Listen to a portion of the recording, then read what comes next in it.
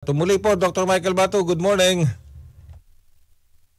Ayan, magandang umaga sa iyo, Ray, at magandang umaga rin po sa mga taga-subaybay ng ating programang Bangon Bayan Mahal. Okay, we are here again dito sa ating programa, Dr. Bato. Muli natin pag-uusapan at hihimayin itong inflation na naitala sa 5.3%.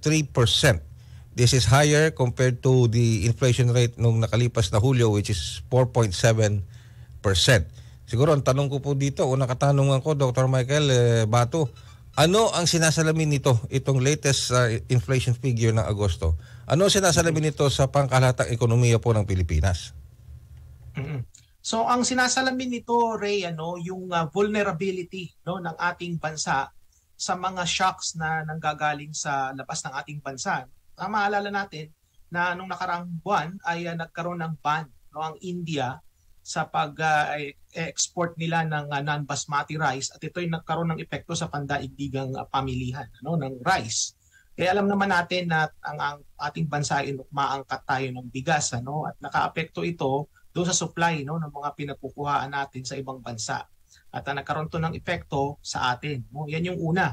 Ikalawa, nung nakaraang buwan din, nagkaroon ng pagkakasunod-sunod na pagtaas ng presyo ng produktong petrolyo. At again, yung pagtaas ng presyo ng produktong petrolyo, yan epekto yan again ng mga shocks na nanggagaling sa labas ng ating bansa.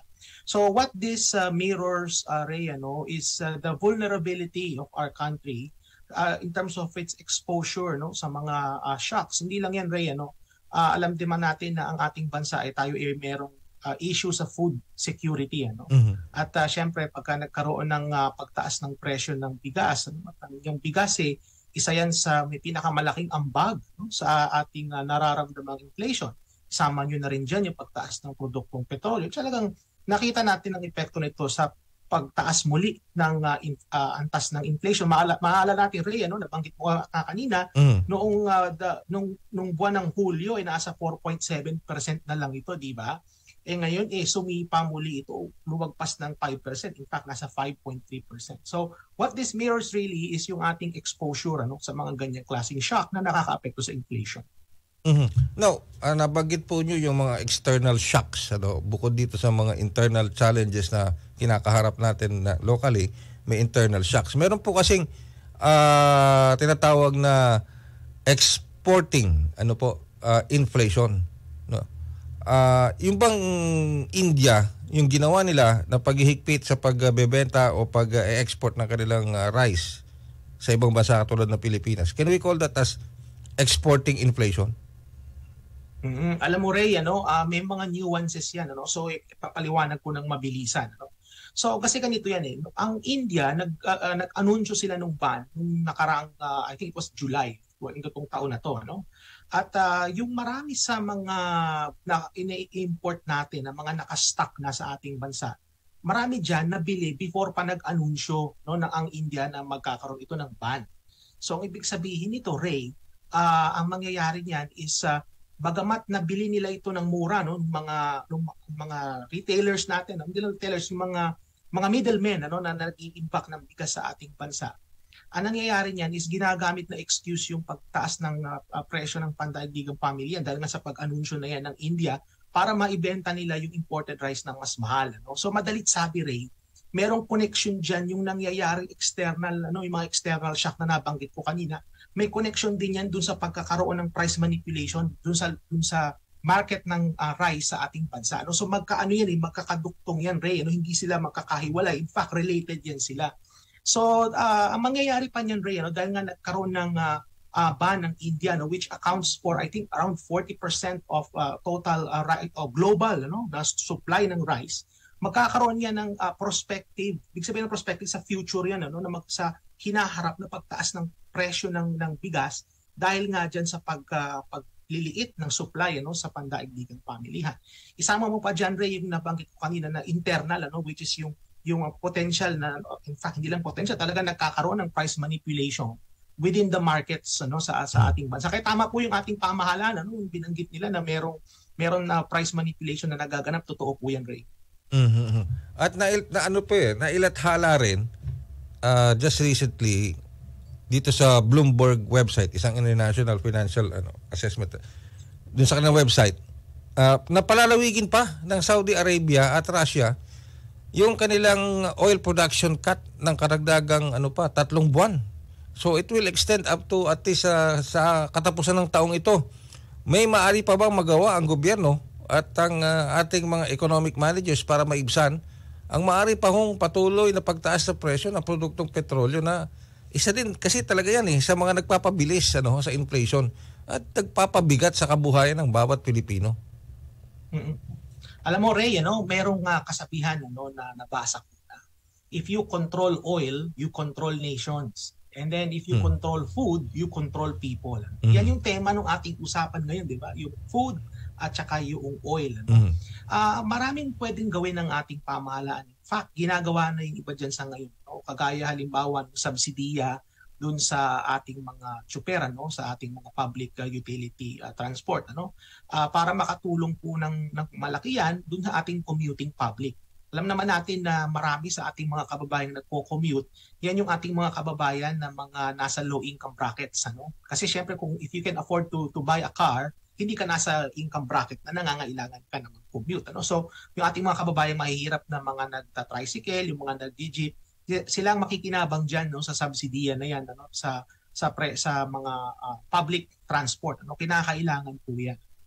At nakikita ko rin may mga nagpo-propose din sana rin kung posible na magkaroon tayo ng alternative sources ng petrolyo. Alam naman natin na may mga ibang bansa na umaangkat halimbawa ng langis mula sa Russia.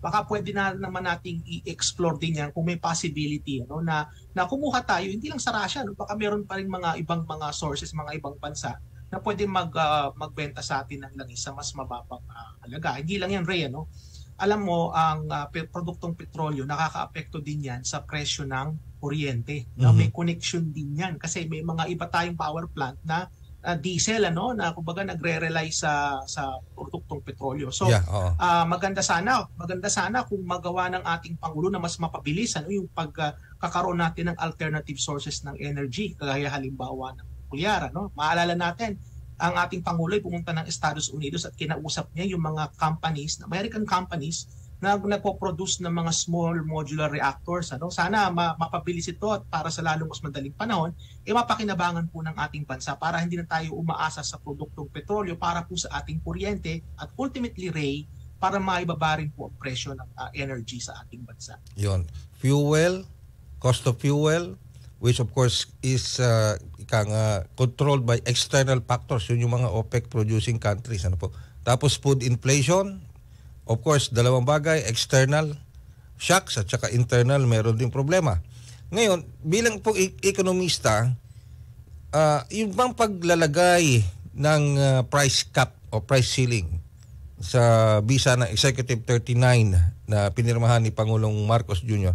ay maaaring makatulong sa pagpababa ng presyo ng bigas sa lokal na merkado and hopefully, at the end of the day, ay mapabagal nito ang inflation para sa buwan ng September.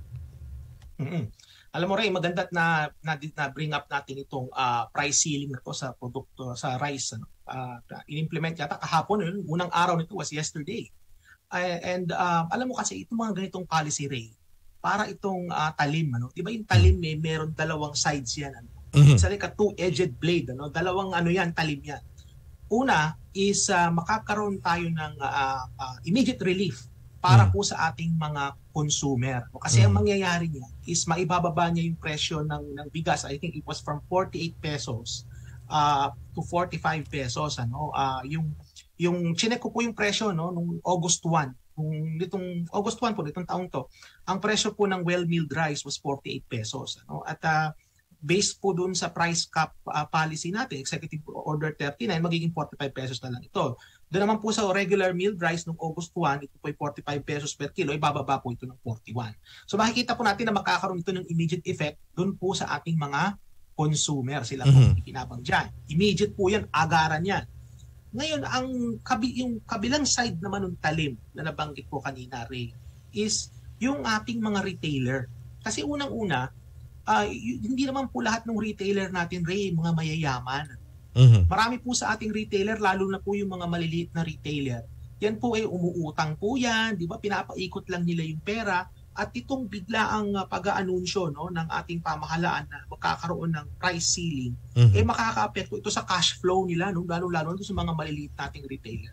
So ang nakikita ko diyan is tama po yung policy ng ating pamahalaan insofar doon sa pagbibigay ng relief doon po sa ating mga maliliit na retailer, kasi nabanggit po yan ng ating official ng ating pamahalaan, natutulungan daw po nila yung mga small retailers na maaapektuhan itong policy na ito. At tama rin po ang ating Pangulo, Ray, nabanggit ng ating Pangulo, na itong policy na ito, hindi ito magtatagal. Ito ay short term lang po. Kasi the nature of these kinds of policy, Ray, kagaya itong price ceiling, these policies are not meant to be permanent. These policies are only temporary band-aid solutions ng ito. Hindi ito magtatagal. At tama ang ating Pangulo dyan. Nabanggit din niya at alam naman natin dun sa mga aware sa sektor ng agrikultura, particularly sa rice, na malapit na po ang period ng anihan. Ang anihan po sa susunod na mga buwan darating na po yan. So makakatulong po yung pagkakaroon ng karagdagan supply para po maibaba po yung presyo at hindi na natin kailangan magkaroon ng price ceiling na ito. Okay. So, iwanan ko muna yung usapin na yan. Dadako muna ako dito, Dr. Bato. Dito sa, participation ni Pangulong Marcos Jr. dito sa 43rd ASEAN Summit and related summit sa Indonesia. What are we expecting from this in terms of economic benefits to our country? Kasi pangalawang punta na ni Pangulo ito sa Indonesia. At marami na rin naman siya pinuntahan ng mga summits at mga bilateral meetings, bilateral trades. What makes this different this time around, itong 43rd ASEAN Summit and related summits? Alam mo, Ray, itong ASEAN na ito, mahalaga rin ito. Kasi unang-una, yung ating mga kapitbahay sa ASEAN, ito ay isa sa mga pinakamalaking pinanggagalingan natin ng foreign direct investment.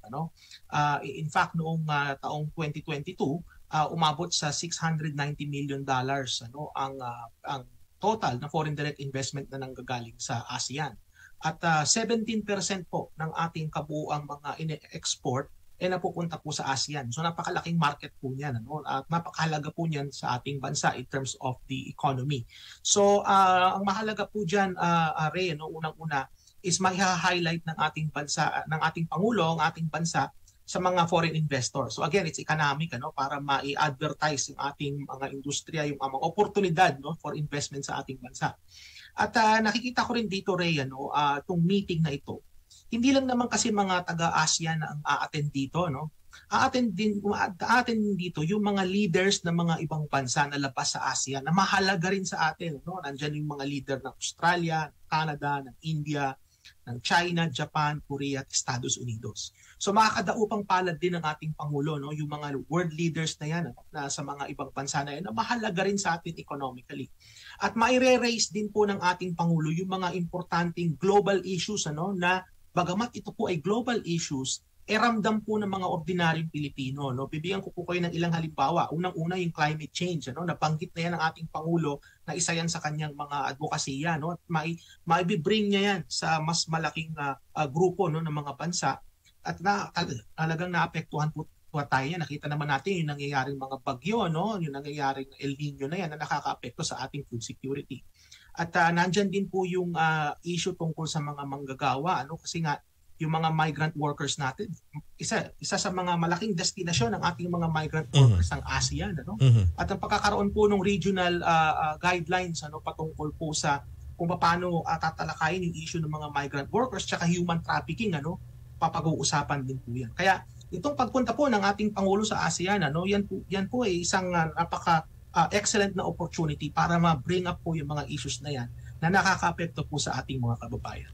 Once again, thank you very much, Dr. Michael Bato, for your professional insights as a economist. Maraming salamat po sa muli po niyong pagpapaunlak sa ating programang Bangon Bayang Mahal. Mabuhay po kayo, Dr. Michael Bato. Maraming salamat po sa muling pag-imbita sa akin, Ray. Salamat.